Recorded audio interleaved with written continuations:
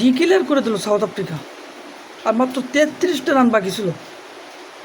বাকি হাতে এখন 3-4টা দিন বাকি।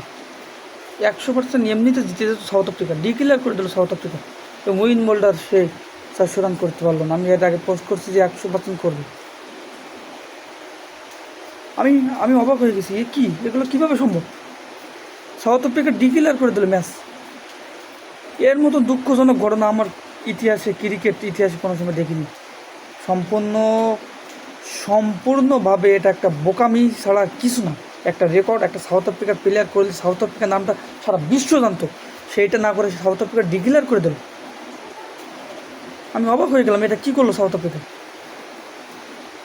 এটা কী করলো? উইল মল্ডার সে ক্যাপ্টেন হয়ে, নিজে ক্যাপ্টেন হয়ে সে ডিক্লেয়ার করে দিল ম্যাচটা। আর 33টা রান বাকি, 5টা ওভার খেলে তার সেঞ্চুরি, 400 রানের রেকর্ড ভাঙতে পারতো।